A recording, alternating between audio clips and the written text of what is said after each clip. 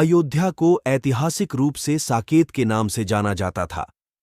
प्रारंभिक बौद्ध और जैन विहित ग्रंथों में उल्लेख है कि धार्मिक नेता गौतम बुद्ध और महावीर इस शहर में आए और रहते थे।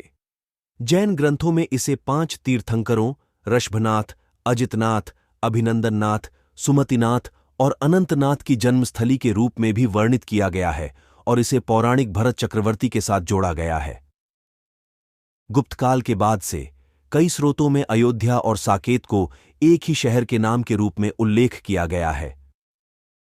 अयोध्या का पौराणिक शहर रामायण, जिसे वर्तमान में अयोध्या के रूप में जाना जाता है, कोसल के हिंदू देवता राम का जन्मस्थान और महान महाकाव्य रामायण और इसके कई संस्करणों की स्थापना है। यही विश्वास अयोध्या को हिंदुओं के लिए अत्यंत पवित्र शहर के रूप में प्रतिष्ठित होने का मुख्य कारण है। राम के जन्मस्थान के रूप में मान्यता के कारण अयोध्या को हिंदुओं के साथ सबसे महत्वपूर्ण तीर्थ स्थलों में से पहला माना गया है। ऐसा माना जाता है कि राम जन्मस्थान पर एक मंदिर था जिसे मुगल सम्राट बाबर या औरंगजेब के आदेश से ध्वस्त कर दिया गया था और उसके स्थान पर एक मस्जिद बनाई गई थी।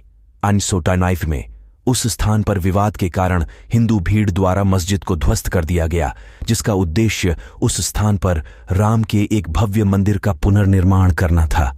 सुप्रीम कोर्ट की 5 न्यायाधीशों की पूर्ण पीठ ने अगस्त से अक्टूबर 2019 तक स्वामित्व मामलों की सुनवाई की और फैसला सुनाया कि कर रिकॉर्ड के अनुसार भूमि सरकार की थी और इसे हिंदू मंदिर बनाने के लिए एक ट्रस्ट को सौंपने का आदेश दिया। इसने सरकार को वैकल्पिक 500 एकड़ देने का भी आदेश दिया।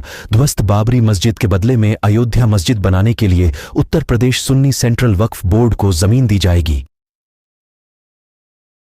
राम मंदिर का निर्माण अगस्त 2020 में शुरू हुआ और मंदिर निर्माण कार्य पूर्ण करके 22 जनवरी 2024 में श्री राम लल्ला की प्राण प्रतिष्ठा भारत के प्रधानमंत्री श्री नरेंद्र मोदी और उत्तर प्रदेश के मुख्यमंत्री श्री योगी आदित्यनाथ जी के नेतृत्व में समस्त कार्य पूर्ण हुए और पिछले 5 सदियों का विवाद खत्म हुआ। आज देश में नहीं बल्कि संपूर्ण विश्व में श्री राम जन्मभूमि अयोध्या में प्राण प्रतिष्ठा का कार्य पूरा होने पर घर घर दीप जलाकर खुशियां मनाई गई। मानो ऐसा प्रतीत हो रहा था जैसे कलयुग में त्रेता युग का आगमन हुआ है।